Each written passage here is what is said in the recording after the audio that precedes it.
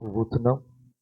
రాత్రికాలం చెప్పినటువంటి వర్తమానము పాత సంవత్సరానికి వీడ్కోలు చెప్పే సందేశం అది.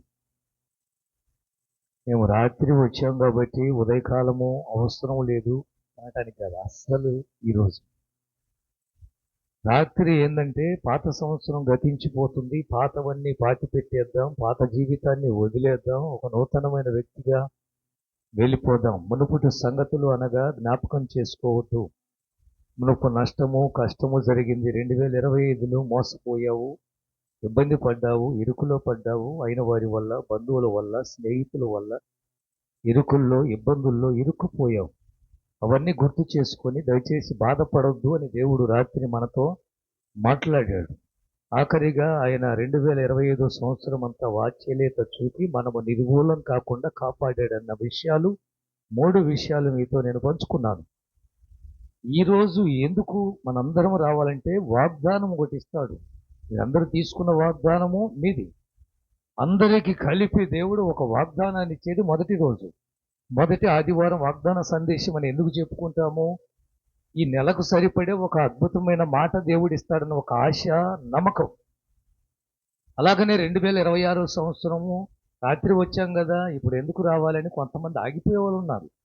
అయితే మన సంఘస్థుల్లో కొద్దిమంది మాత్రమే అలాంటి వాళ్ళు ఉన్నారు. నేను అనను, ఎందుకంటే మన సంఘస్థులు రాత్రి వచ్చినప్పటికీ, రాత్రి మళ్ళా నిద్ర సరిపోనప్పటికీ కూడా ఉదయకాలం మళ్ళా రెడీ అయ్యి చూడండి ఎంత మంచి బట్టలు, ఎంత అందంగా ఉన్నారండి, అసలు ఎంత చక్కని బట్టలు, అందరు కొత్త బట్టలు, నాకు కూడా కొత్తయే అండి కదా. ఎందుకంటే మొదటి రోజు మనం ఎంత హ్యాపీగా ఉంటామో, మొదటి రోజు మనం ఎంత ఆనందంగా ఉంటామో, జీవితం అంతా లేక సంవత్సరం అంతా లేక నెలంతా లేక ఆ సంవత్సరం అంతా ఆనందంగా ఉంటామన్నది ఒక నమ్మకం. అందుకే ఈరోజు 1వ తారీఖు మొదటి రోజు ఈ సంవత్సరంలో దయచేసి నా మీద గొడవ పడొద్దని భర్తలు భార్యలకు చెప్తుంటారు. ఏమండి, పండగ పూట ఎందుకు నన్ను ఏడిపిస్తావని భార్య అడుగుతుంటుంది భర్తను. ఇవాళ ఏడ్చామంటే సంవత్సరం అంతా ఏడుస్తూనే బతకాలా? లేదా ఉన్నారు. ఎందుకంటే అదొక నమ్మకం. ఈరోజు మనము భార్యాభర్తగా, పిల్లలు, కుటుంబం అంతా కూడా మంచిగా సంతోషంగా ఉంటే ఈ సంవత్సరం అంతా హ్యాపీగా ఉంటామనేది ఒక నమ్మకం. అలాగనే ఈ యొక్క ఉదయకాలము మళ్ళా విజయం వీళ్ళందరూ చాలా సంతోషం మీరు వచ్చినందుకు, చిన్నమ్మాయిలందరూ కూడా. ఎందుకంటే గత సంవత్సరాల్లో వాళ్ళు రాత్రి వచ్చి గతం మళ్ళా జనవరి 1 రోజు రాలేదు. ఎందుకంటే రాత్రి ఎక్కడే చాలా టైం అవుతుంది కాబట్టి. రావాలి. ఈ మొదటి రోజు దేవుని సన్నిధిలో దేవుణ్ణి ఆరాధించి దేవుడిచ్చే వాగ్దానం తీసుకొని ఈ సంవత్సరానికి సరిపడా ఏ మాట ఇస్తాడో అని ఎదురు చూసి ఆ మాటను పట్టుకొని మనం వెళ్ళాలి. ఆ మాట ఈ సంవత్సరం అంతా గుర్తుండిపోవాలి. గుర్తుండే వాగ్దానాన్ని ఇవ్వటానికి ప్రభువు సిద్ధంగా ఉన్నాడు. మంచి వాగ్దానమే ఇవ్వబోతున్నాడు. ఒకసారి ఒక ప్రాంతంలో పాము పొదల్లో, పాములు తిరిగేది పొదల్లో, కంపల్లో, మొలల్లోనే కదండి. మనుషులు లేని ప్రాంతంలోనే ఎక్కువ తిరుగుతుంటాయి.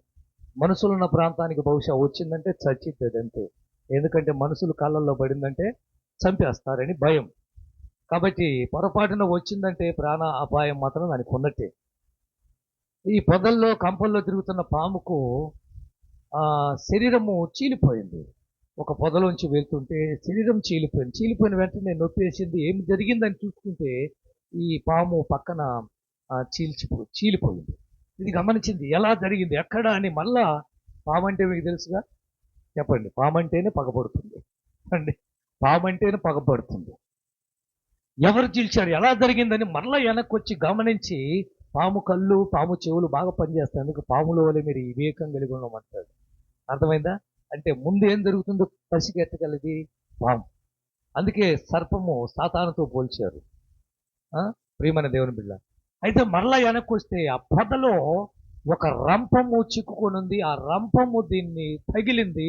ఆ రంపము శరీరాన్ని చీల్చేసింది. నన్నే చీల్చేస్తావని అంతు చూస్తాను అని ఏంటి, పాము రంపాన్ని కొరకటం మొదలుపెట్టింది, కరవటం మొదలుపెట్టింది, కాటు వేయటం మొదలుపెట్టింది.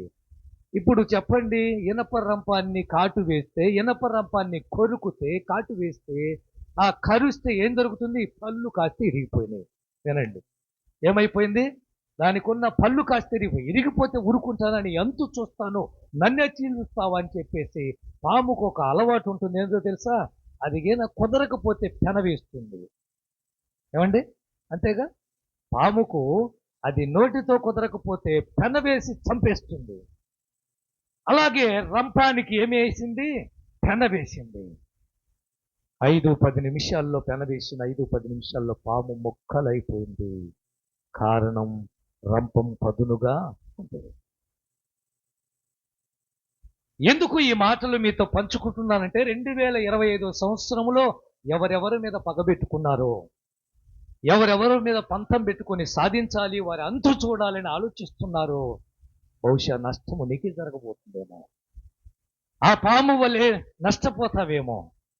మనందరికీ తెలిసిన వాక్యం ఏమిటో తెలుసా? నీ కోపమే నీకు అన్న సంగతి తెలిసి కూడా ఎందుకు కోపడుతున్నావు? సహోదరి, సహోదరుడా, నిన్నేదో బాధ పెట్టారని, ఈనపరిచారని, గాయపరిచారని, ఇబ్బంది పెట్టారని, ఇరుకులో పెట్టారని, ఏమండి, మోసం చేశారని ఎందుకో పగ ప్రతీకారము మనకు కాదే ఉండాల్సింది. మనమేమన్నా పాములమా? ఈరోజు పాముల కంటే దారుణంగా మనుషులు తయారైపోతున్నారు. పగ తీర్చుకోవాలి, వాడు అంతు చూడాలి, వాడి ఇల్లు లేపేయాలి, వాళ్ళ కుటుంబాన్ని నాశనం చేయాలి. వద్దు. ఒక క్రైస్తవుడిగా, ఒక సేవకుడిగా మీకు నేను బోధిస్తున్నాను. నువ్వు నిజమైన క్రైస్తవుడు అయితే ఈ నూతన సంవత్సరం మొదటి రోజు అందరితో సమాధానము కలిగి ఉండు, అందరితో సఖ్యత కలిగి ఉండు. ఎవరు నీకు పగస్తులు కాదు, ఎవరు నీకు శత్రువులు కాదు. నాకు వచ్చిన వాగ్దానం తెలుసా? నీ శత్రువుల మీద నీకు అధికారం ఇస్తున్నాను అన్నాడు. హల్లెలూయా. నాకెవరు శత్రువులు ఉన్నారు ప్రభువా? నేను అదే అనుకున్నాను, నాకెవరు శత్రువులు ఉన్నారు? నా మనోడు కూడా నీ శత్రువుల మీద నీకు వాడికి కూడా అదే వాక్యం వచ్చింది. ఏరా మన ఇద్దరికి ఎవరు ఉన్నారు? నేను వాడితో మన ఇద్దరికి ఎవరు శత్రువులు ఉన్నారు? నేను ఎవరికి పగ్గాదే, దారిన పోయే దానైనా కూడా పలకరిస్తానే, ప్రార్థనకు మన మందిరానికి రాని వాళ్ళని కూడా నవ్వుతో పలకరిస్తానే, నాకెవరు శత్రువులు లేరు అంటే అప్పుడు గుర్తొచ్చింది, అసలైన సిసలైన శత్రువు ఏదైనా ఉందంటే అది మన శరీరమే. మన శరీరమే మనకు శత్రువు. కోరికల్లో ముంచెత్తుంది, ఆశలను రేపుతుంది, ఇటు వెళ్ళు అటు వెళ్ళు, అది చేయి ఇది చేయి. ఓహో, ఈ శరీరమే అగర్భ శత్రువు అయితే దీన్ని మనం ఏం చేయాలి? శరీర ఆశలను చంపివేయాలి ఈ సంవత్సరము. శరీర కోరికలు చచ్చిపోవాలి ఈ సంవత్సరము. నీ మైండ్లో ఉన్న నీచమైన కార్యాలు శరీరము ద్వారా పుడుతున్నాయి, వాటిని చంపివేయి. అదే నిన్ను శత్రువు, నిన్ను నాశనం చేస్తుంది. నేను ఆలోచించాను, అవును ప్రభువా, నా శరీరమే నాకు శత్రువు. ఆ తర్వాతనే సాతాను. ఎవరి మీద పగొద్దు. అమ్మా సహోదరి, అయ్యా సహోదరులు, అందరినీ పలకరించండి. ఎన్నాళ్ళు బతుకుతామో తెలియదు, ఎన్నేళ్ళు బతుకుతామో తెలియదు, ఎంతకాలం ఉంటామో తెలియదు. ఉన్న నాళ్ళు పలానా అమ్మాయి చాలా మంచిది, అయ్యో పలానా అబ్బాయి చాలా మంచివాడురా, ఆయన ఎప్పుడు నన్ను ఒక మాట అనేవాడు కాదని ఒక మంచి పేరు ఎందుకు తెచ్చుకోకూడదు? చదవండి వాగ్దానము బైబిల్లోంచి,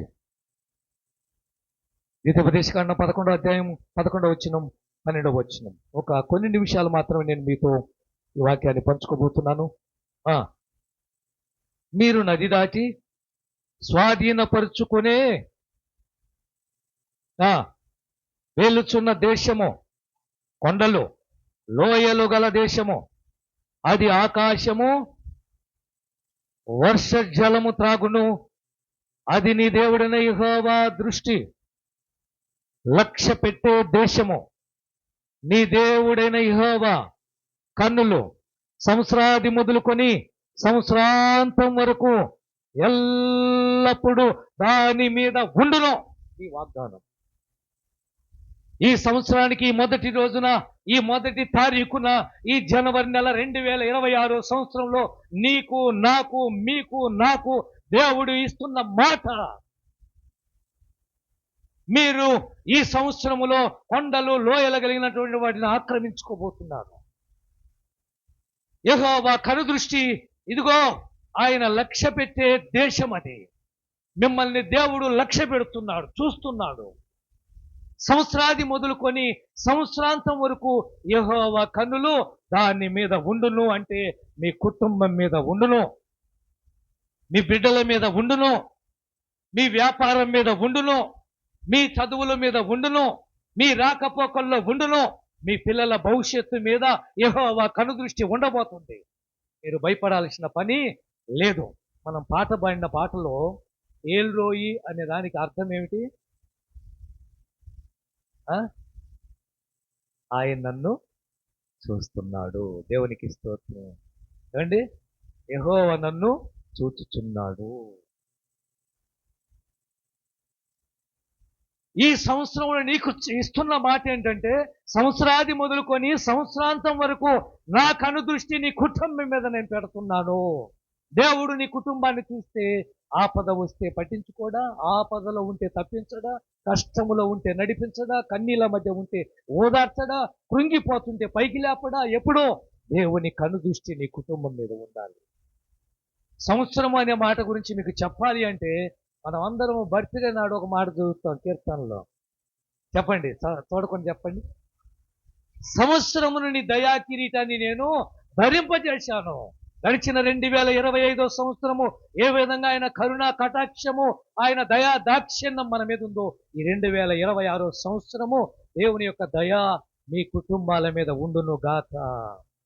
దేవుని కనికరము మీ బిడ్డల మీద ఉండును గాక. దేవుని కటాక్షం మీ ఇళ్లలో ఉండును గాక. దేవుడే చెప్తున్నాడు, సంవత్సరమునంతా నేను దయా కిరీటాన్ని పెడుతున్నాను, దయను చూపిస్తున్నాను. సంవత్సరం గురించి ఏబిసి 3 విషయాలు చెప్తాను. మొదటిగా, ఈ సంవత్సరం నీ కార్యము నూతన పరిచే సంవత్సరము. గుర్తుపెట్టుకోండి, ఏబిసి. ఈ వరకు ఇది కాదు వాక్యం, ఇది కాదు వాక్య అంశం, ఇది కాదు. ఏబిసి. ఏ, ఈ సంవత్సరము నీ కుటుంబములో నూతన కార్యాలు చేసే సంవత్సరము. నమ్మిన వారు చప్పట్లు కొట్టండి. కొట్టమ్మా, కొట్టు. కార్యాలు వద్దా? నూతన కార్యాలు వద్దా? శుభకార్యాలు వద్దా? మంచి కార్యాలు వద్దా? ఆమేన్, హల్లెలూయా. హబక్కూ రాసిన గ్రంథం 3వ అధ్యాయం 2వ వచనం మొదటి మాట. వివరించని చదివించటమే. చదవండి. 3:2. హబక్కూ ఇంత త్వరగా తీశారు మీరు. యెహోవా నిన్ను గూర్చిన వార్త విని నేను భయపడుతున్నాను. యెహోవా, సంవత్సరములు జరుగుచుండగా నీ కార్యములు నూతన పరచుము.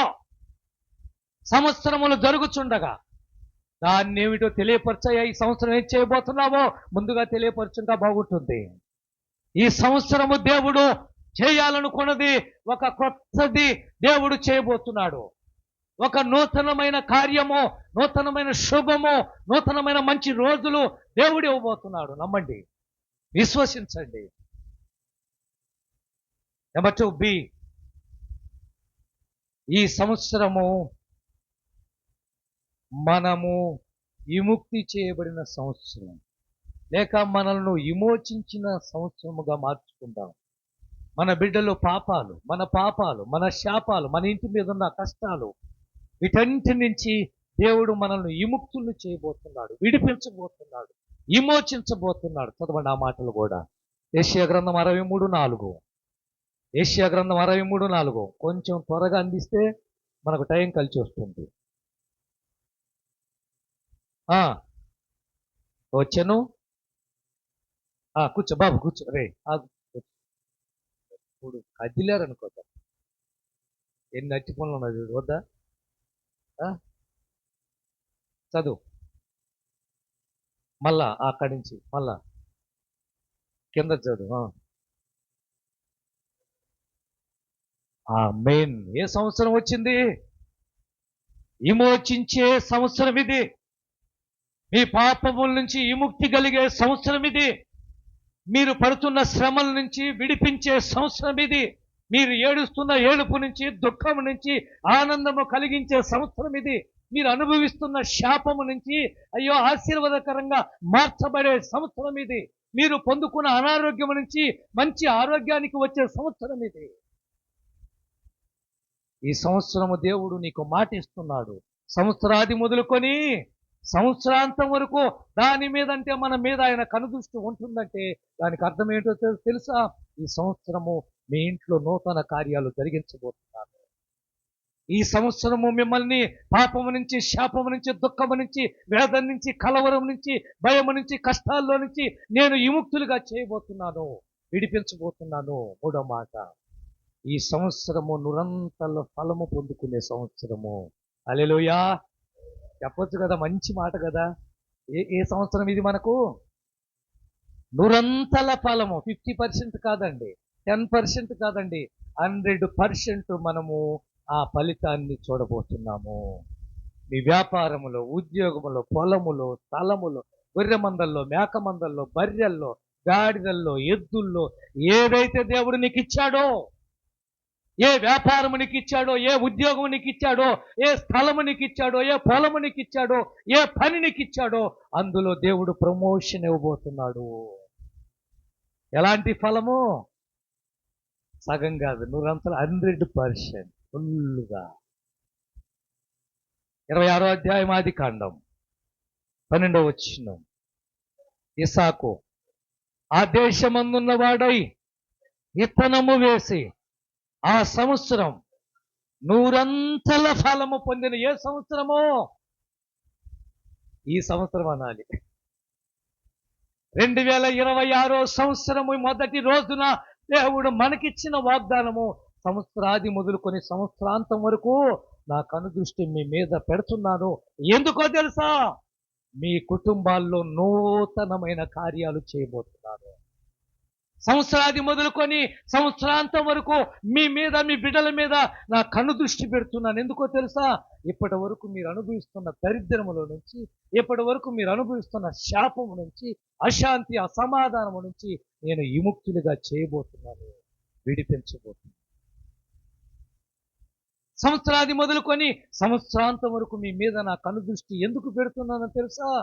ఈ సంవత్సరము నిరంతర ఫలితాన్ని మీరు చూడబోతున్నారు, ఇవ్వబోతున్నాను. హల్లెలూయా, హల్లెలూయా. నిరంతర ప్రయోజనం మనకు రాబోతుంది. అయితే నమ్మారా? చప్పట్లు కూడా దేవుని మహిమపరచండి. Thank you. యెహోవా కనుదృష్టి, యెహోవా కనుదృష్టి దాని మీద ఉండెను. కన్నుల గురించి, యెహోవా కన్నుల గురించి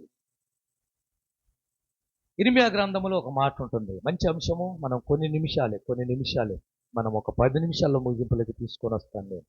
139:16 వచనం. కన్నులు, దేవుని కన్నులు. 139:16 వచనం. ఎక్కడ? కీర్తనలు, క్షమించాలి, ఇర్మీయా చెప్పానా? కీర్తనల గ్రంథం 139:16. ఉండగా చూశావా? దేవుని కనుదృష్టి సంవత్సరాది మొదలుకొని సంవత్సరాంతం వరకు ఉంటుందన్న అంశం మీద ఈరోజు దేవుడు మాట్లాడుతున్నాడు. ఎప్పుడు చూస్తున్నాడు?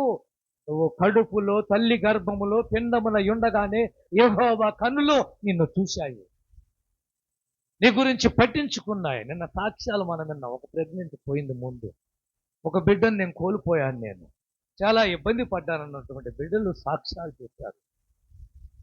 దేవుడు నీకు ఇచ్చిన గర్భఫలం గురించి ఆలోచించినట్లయితే, ఆ గర్భఫలమును, పిండమును వేసినప్పుడు ఆయన కనుదృష్టి దాని మీద ఉంది. ఆయన చూశాడు, కడుపులో ఉన్న ఈ బిడ్డ తల్లి బాగోలేదమ్మా, నీకు ఇస్తే బాధపడతావు తల్లి, దేవుడు ఎందుకు ఇలాంటి బిడ్డను నాకు ఇచ్చాడు, చేయలేని బిడ్డను నాకు ఎందుకు ఇచ్చాడు, కాలు లేని బిడ్డను నాకు ఎందుకు ఇచ్చాడు, కన్ను లేని బిడ్డను నాకు ఎందుకు ఇచ్చాడు, నోరు లేని బిడ్డను నాకు ఎందుకు ఇచ్చాడని బాధపడతావని బహుశా ఆ భాషలో అయిపోయిందేమో. ఏమండి, ఆ ప్రెగ్నెంట్ను దేవుడు తీసేశాడేమో. మేము హాస్పిటల్కి మా కోడలను తీసుకుని వెళ్తే హార్ట్ బీట్ సరిగా పనిచేయటం లేదండి. ఈ హార్ట్ బీట్ లేని బిడ్డ వచ్చి మనల్ని ఏమో తెరుస్తాడు చెప్పండి. మనం బాధపడటం తప్ప, మనం ఇబ్బంది పడటం తప్ప, ఆ బిడ్డను చూసుకొని ఏడవటం తప్ప. ఇలాంటి బిడ్డ పుట్టాడేంటి? ఎవరు కర్మ చేశారు, ఎవరు పాపం చేశారు, ఎందుకు ఇలాంటి బిడ్డనిచ్చాడని ఏడవటం తప్ప. దేవుని కనులు పిండమునై ఉన్నప్పుడే, నువ్వు పిండమునై ఉన్నప్పుడే చూశాడు. అప్పుడు లోపల ఎలా ఉంది, స్కానింగ్ తీస్తే ఎలా ఉందో డాక్టర్లు చెప్పినట్టుగా అంతకన్నా అద్భుతమైన స్కానర్ మన ప్రభు. ఆయన చూడగానే చూశాడు, ఓహో అంత బాగుందా, బాగుంటే ఇచ్చేద్దాం. అర్థమైందా? బాగుందా బిడ్డ, బాగుందా, కాళ్ళు చేతులు బాగున్నాయా, కళ్ళు బాగున్నాయా, ముక్కు బాగుందా, నోరుందా, వాడు మూగోడా, లేకపోతే వాడు నడవలేక, ఇలాంటివి మంచోడా ఇచ్చేద్దాం. మంచోడు కాదంటే తీసే. మనం ఏం చేస్తాం? లబోదిబో ఎందుకు చేసావు ప్రభు, ఎందుకు చేసావు? ఎంత ఏడుస్తామో, ఆడపిల్లలు కదా, ఎంత బాధపడతారో కదా. మనం కూడా బాధపడతాం, ఎందుకు ఇలా జరిగిందప్ప అని. కానీ దేవుని యొక్క నిన్న పిండమునై ఉండగే యెహోవా కనులు చూశాను. ఎబ్రీ పత్రికలో రాయబడిన మాట ఒక మాట చూపిస్తాను మీకు. 4వ అధ్యాయం 13వ వచనం, ఆయన కనులకు దృష్టి గురించి. 4వ అధ్యాయము 13వ వచనం, ఎబ్రీ పత్రిక 4వ అధ్యాయం 13వ వచనం. మరియు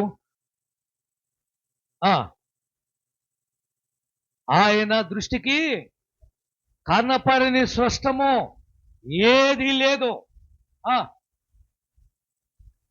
చెప్పవలె ఉన్నామో ఆ దేవుని కన్నులకు సమస్తము తేటగా కనపడుతుంది. నువ్వేమిటో, నీ కుటుంబం ఏమిటో, నీ పిల్లలు ఏమిటో, నీ ఇల్లు ఏమిటో, నీ భవిష్యత్తు ఏమిటో ఆయన అంతా కనిపెడుతున్నాడు, అంతా చూస్తున్నాడు. యెహోవా కన్నులకు మరుగైనది ఏదైనా ఉన్నదా? ఆయన కన్నులకు కనపడని స్పష్టము ఏదైనా భూమి మీద దాగగలదా? ఏదంటారు హిందువులు ఏమంటారు? బైబిల్లో చెప్పండి. మనకి ఈ మధ్య కాలం వచ్చిన పాట ఏంటి? ఏమైనా చేయగలవు, కథ మొత్తం మార్చగలవు అనే దాంట్లో ఒక వచ్చిన బాండి ఏమొచ్చినది? అదిగో నీ ఆజ్ఞ లేనిదే ఏదైనా జరుగునా, శత్రువుకు సాధ్యం. మళ్ళీ నీ ఆజ్ఞ లేనిదే ఏదైనా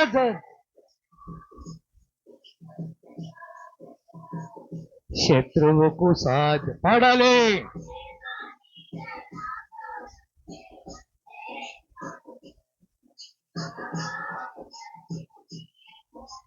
మేలైపోవును మా దేవా, నీవే మాతో ఉంటే అంతే చాలును. అపవాది తలచిన కీడులన్నీ మేలైపోవును. ఏమైనా చేయగలవు, కథ మొత్తం మార్చగలవు. నీ నామముకే మహిమంతా తెచ్చుకుందువు. ఏమైనా పాడాలి. నీ నామముకే యేసయ్యా, యేసయ్యా, నీకే సాధ్యమో. యేసయ్యా, యేసయ్యా, నీకే సాధ్యము. ఆమేన్. దేవుని ఆజ్ఞ లేనిది నీ ఇంట్లో ఏ తెగులు రావటానికి వీలు లేదు. ఒకవేళ ఏ తెగులైనా వచ్చినా, ఏ శత్రు వచ్చినా, ఏ వ్యాధి వచ్చినా, ఏ శోధన వచ్చినా, ఏ కీడు వచ్చినా, దేవుని ఆజ్ఞ జారీ అయింది, అది నీ ఇంట్లోకి ప్రవేశం. ఆయనకు కనపడకుండా దాగగలిగిన వారు ఎవరున్నారు? దేవుడు చూడటం లేదు, నన్ను పట్టించుకోవటం లేదని మనం ఎన్నోసార్లు చెప్పుకుంటాం, కానీ ఆయన సమస్తము చూస్తున్నాడు. యెహోవా కనుదృష్టి సంవత్సరాది మొదలుకొని సంవత్సరాంతం వరకు దాని మీద ఉండును. ప్రశ్న, ఎవరి మీద ఉంటుంది నూతన సంవత్సరంలో? ఇదే మనం ఈరోజు ఈ అంశాన్ని తీసుకొని వెళ్తేనే మనకు తృప్తిగా ఉంటుంది, మన మనసుకు ప్రశాంతంగా ఉంటుంది. దేవుని కనుదృష్టి సంవత్సరాది మొదలుకొని సంవత్సరాంతం వరకు యెహోవా కనులు దాని మీద ఉండును. ఆ దేశం మీద, కానాను దేశం మీద, ఇశ్రాయేలు ప్రజల మీద, ఈరోజు మన మీద ఉంటుందని చెప్పుకున్నాం. ఎవరి మీద ఉంటుంది? ఏ కుటుంబం మీద ఉంటుంది చెప్పు? Right answer. మొదటి మాట అదే. ఇందాక రాజుగారు మాట్లాడుతూ, ఈ సంవత్సరం మనం నీతిమంతులుగా బతుకుదాం, ఈ సంవత్సరం భక్తిపరులుగా జీవిద్దాం, ఈ సంవత్సరం యేసులాగా బతుకుదాం, పరిశుద్ధంగా జీవిద్దాం, గతించిన గతము వదిలేద్దాం, ఇప్పటి నుంచి ఒక మంచి జీవితం ప్రారంభిద్దామని చెప్పాడు. ఎవరి మీద? పేతురు రాసిన పత్రిక పేతురు 3:12 ప్రభు కన్నులు నీతిమంతుల మీదను ఆయన చెవులు వారి ప్రార్థనల వైపు ఉన్నవి. ఎవరి మీద ఉన్నాయి దేవుని కను దృష్టి? సంవత్సరాది మొదలుకొని సంవత్సరాంతం వరకు యెహోవా కను దృష్టి నా బిడ్డల మీద ఉండాలని ఆశపడుతున్నావా?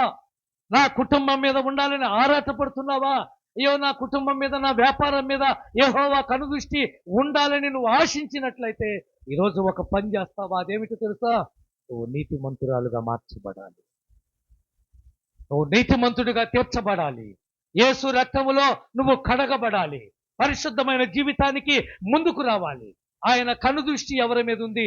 నీతిమంతుల మీద ఉంది. నీకు తెలియని విషయం చెప్పమంటారా? అబ్రహాం ప్రార్థన చేశాడు ఎవరి కోసం?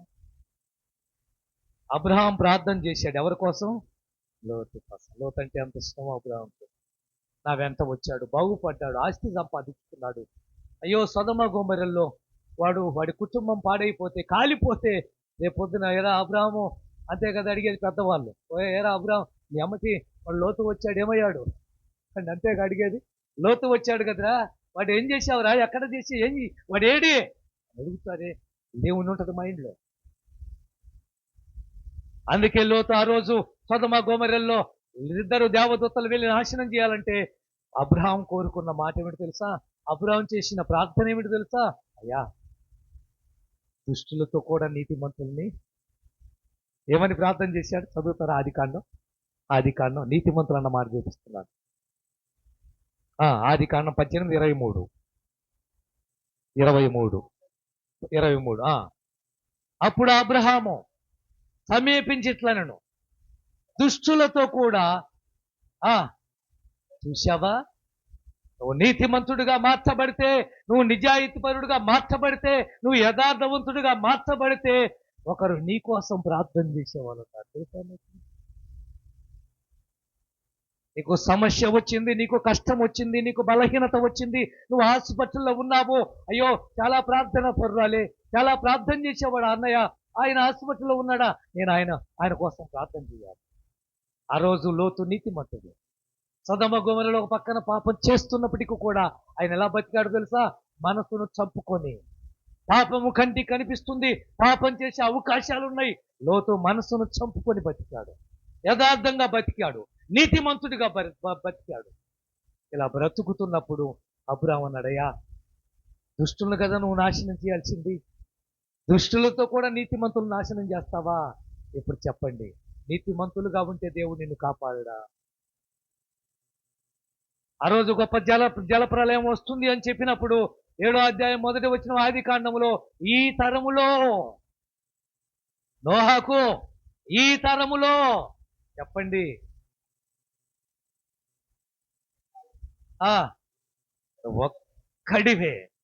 నువ్వు ఒక్కడివే ఈ జనరేషన్లో, ఈ తరములో నువ్వు ఒక్కడివే నీతిమంతుడిగా ఉన్నావు. కాబట్టి నీ కుటుంబం కొరకు వారును సిద్ధం చేసుకో. నీతిమంతులను విడిచిపెట్టండి దేవుడు. నువ్వు యథార్థంగా ఉండు, నువ్వు యథార్థంగా బ్రతుకు. ఇదిగో ఆయన కను దృష్టి. 16వ అధ్యాయం మీరు చూడొద్దు, చదవద్దు, టైం కలదుగా. దినవృత్తాంతాల కింద 16వ అధ్యాయం 2వ దినవృత్తాంతాలు 9వ వచనం, యథార్థవంతులను బలపరచుటకు. ఎవరిని? యథార్థవంతులను బలపరచుటకు యెహోవా కను దృష్టి లోకమంతా. విషయవా? పోలీసులు ఎవరిని ఎత్తుకోమంటారు చెప్పండి? ఏమండి? వాళ్ళకు అప్పుడు అర్థమైపోతుంది. నేరస్తుల్ని, దొంగలను, వ్యభిచారులు ఇలాంటి వారిని వెతుకుతాం. వాళ్ళు అప్పుడే పట్టేస్తారు, వాళ్ళు అప్పుడే పట్టుకుంటారు. అలాగనే దేవుని కను దృష్టి కూడా ఎవరిని ఎదుగుతుందో తెలుసా?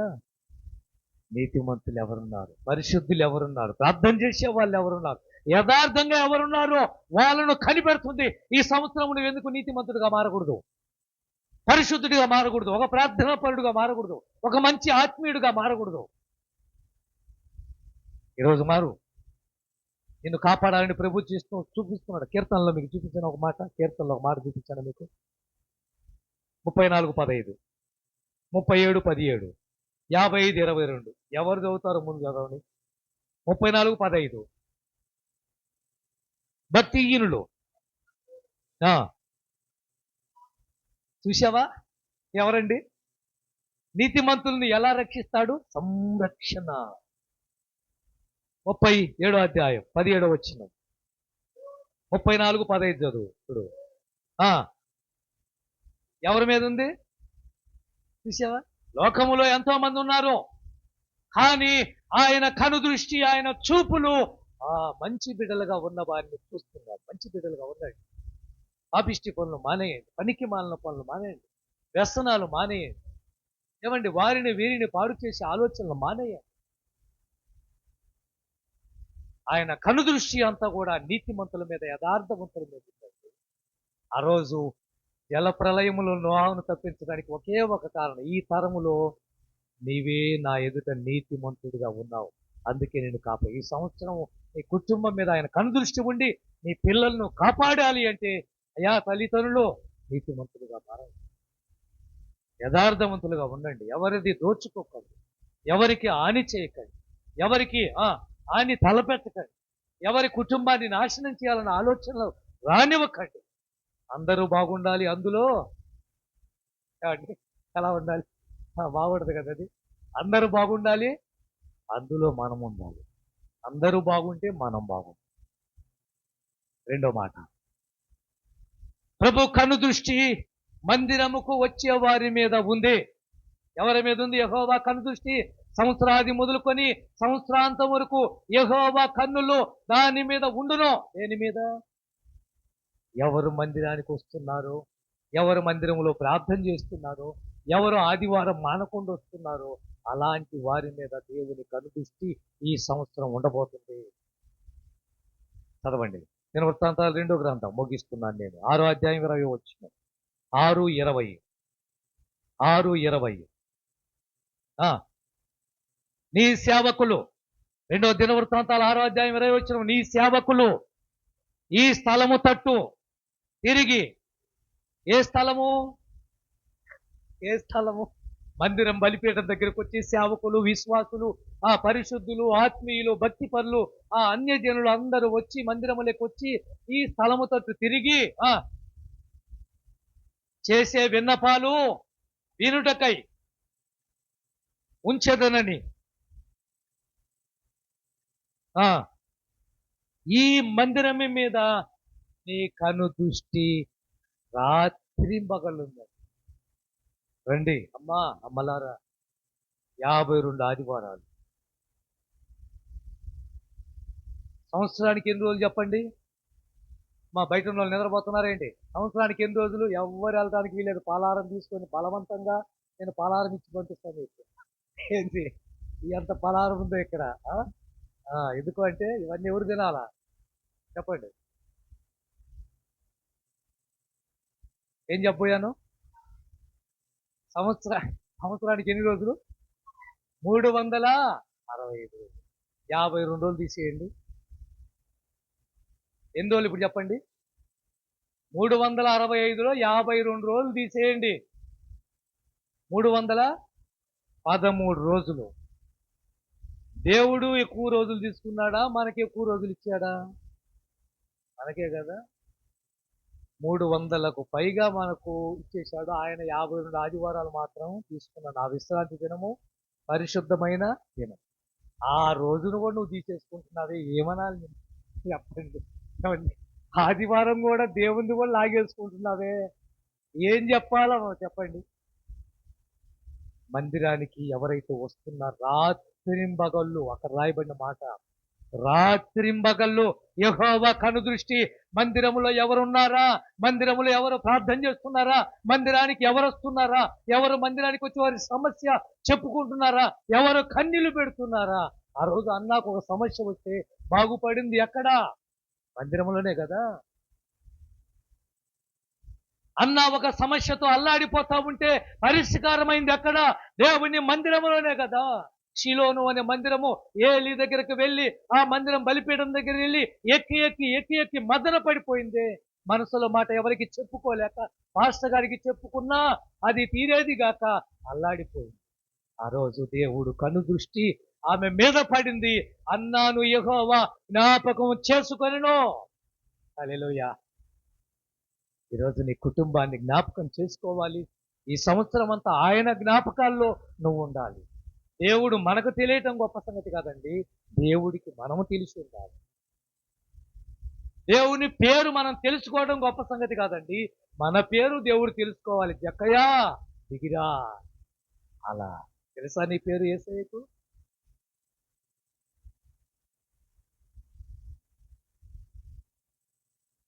మూడో మాట, ప్రభు కనుదృష్టి నువ్వు వెళ్ళే ప్రతి స్థలములో ఉండబోతుంది. హల్లెలూయా, చెప్పండి హల్లెలూయా.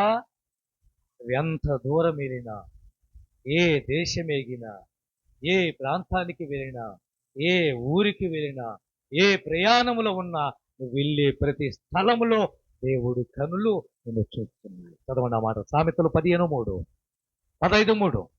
త్వరగా టైం అయిపోయింది. ప్రతి స్థలము మీద ఉండును, చెడ్డవారిని మంచి వారిని ఆ కనులు చూస్తూ ఉన్నాయి. నువ్వు వెళ్ళే ప్రతి మార్గములో యెహోవా కనుదృష్టి నీ మీద ఉంది, భయపడొద్దు. మార్గములో పొంచి ఉన్న ప్రమాదాలు ఆయన తప్పించటానికి నీ వెంట వస్తుంది. మార్గములో పొంచి నిన్ను కీడుకు గురి చేయాలనుకుంటున్న యాక్సిడెంట్ లాంటివి ఆయన తప్పించటానికే కనుదృష్టి నీ మీద ఉంది. ఈ సంవత్సరాది మొదలుకొని సంవత్సరాంతం వరకు యెహోవా కనులు దేని మీద ఉండును? నీతిమంతుల మీద. సంవత్సరాది మొదలుకొని సంవత్సరాంతం వరకు యెహోవా కనుదృష్టి ఎవరి మీద ఉంటుంది? దేవుని మందిరానికి వచ్చి ప్రార్థన చేసేవాడి మీద. సంవత్సరాది మొదలుకొని సంవత్సరాంతం వరకు ఎవరి మీద ఉండబోతుందంటే, ఇదిగో ఆయన భక్తులకు ఎంత దూరము ఎక్కడికి వెళ్ళినా ఆ స్థలములో ఉంటుంది. మీకు ఆఖరిగా ఒక మాట చెప్పనా? యాకోబు బయలుదేరి వెళ్ళాడు, పొద్దుగుంకిపోయింది. ఎప్పుడు బయటికి వెళ్ళేవాడు కాదు. వాళ్ళ అమ్మా నాన్న చెప్పారు, పెద్దవాడు చంపేస్తారని, ఏసేవు చంపేస్తారా, వెళ్ళరా, మా మాట వినరా, బతకరా, ఇద్దరిని పోగొట్టుకోలేమురా అని ఏడ్చారు. అమ్మా నాన్న మాట విన్నాడు. ఈరోజు ఎంతమంది వింటున్నారు? అమ్మా నాన్న మాట వినండి, మీరు బాగుపడతారు. ఆ రోజు యాకోబు అమ్మా నాన్న మాట విన్నాడు కాబట్టి ఆశీర్వదింపబడ్డాడు. ఏసాకు రెబెకా ఇద్దరు, నాన్న నా మాట వినరా, వాడు అంతు చూస్తాను రాని అనలా యాకోబు. వాడు ఏం చేస్తాడో చూసుకుంటాను అనలా యాకోబు. ఏమండి, ఆ రోజు యాకోబు, సరే అమ్మా నువ్వు చెప్పినట్టే పద్దనరాంకి వెళ్తాను, మీ తమ్ముడు అక్కడ ఉన్నాడు, మీ అన్నయ్య అక్కడ ఉన్నాడు, అక్కడికి వెళ్తాను అన్నాడు. అడ్డాసు తెలియకుండానే వెళ్ళాడు. అడవిలో పొద్దుపోయింది, తలగడి కింద రాయి పెట్టుకున్నాడు, ఆడపడుకున్నాడు. దేవుడు చెప్తున్నాడు, యాకోబు నీ తండ్రి దేవుడిని, నీ తాత దేవుడిని, నీ దేవుణ్ణి నేను నీకు ఒక మాట ఇస్తున్నాను. నువ్వు వెళ్ళే ప్రతి స్థలములో నీకు తోడయ్యండి, నువ్వు వెళ్ళే ప్రతి మార్గములో నీకు తోడయ్యుండి, తిరిగి మళ్ళా నీ స్వదేశము తెచ్చేంత వరకు నిన్ను విడువను, ఎడబాయను. హల్లెలూయా. చదవండి ఆ మాట. ఆదికాండం 28:16, 28వ అధ్యాయం 16 వచనం. యాకోబు నిశ్చయముగా యెహోవా ఏ స్థలంలో ఉన్నాడు? చెప్పండి, ఏ స్థలంలో? ఏం పని యాకోబుతోటి దేవుడికి? యాకోబు అప్పటికే ఊరు దాటిపోయాడు, అడవిలోకి వెళ్ళిపోయాడు, పొద్దుపోయింది, అడవిలో పడుకున్నాడు. యాకోబు నువ్వు విడిచేయొచ్చు కదా, యాకోబును పట్టించుకోకుండా ఉండొచ్చు కదా. దేవుడు అంటున్నాడు, యాకోబు నువ్వు వెళ్ళే ప్రతి మార్గంలో నేను నీకు తోడై ఉంటాను, నిన్ను ఏమాత్రము విడవను. యాకోబు చూశాడు, దేవుని మాట విన్నాడు, నిద్ర లేచాడు. లేవగానే అతను చెప్పిందంటే తెలుసా, యెహోవా ఈ స్థలంలో ఉన్నాడు, అంటే యెహోవా నాతో ఉన్నాడు. ఈరోజు నువ్వు ఎంత దూరం వెళ్ళినా ప్రియ సహోదరి, నీతో ఆయన వస్తున్నాడు. భయపడదు, కలత చెందు, కలవరపడద్దు. ఏమవుతుందో, ఏం జరుగుతుందో, మళ్ళా తిరిగి వస్తామో లేదనే అపనమ్మకం దూరద్దు. యెహోవా నీకు తోడై ఉన్నాడు. నీ మార్గములన్నిటిలో నిన్ను కాపాడి తిరిగి క్షేమంగా ఇంటికి తెస్తాడు. 3 మాటలు మనం విన్నాం. సంవత్సరాది మొదలుకొని సంవత్సరాంతం వరకు యెహోవా కనుదృష్టి మన మీద ఉండబోతుంది. నమ్మిన వారు తపలు కూడా ప్రభుని స్తుతించండి. దేవుడి మాటలను దీవించి ఆశీర్వదించును గాక. ప్రార్థన. ప్రేమ కలిగిన మా తండ్రి, జ్ఞాపకం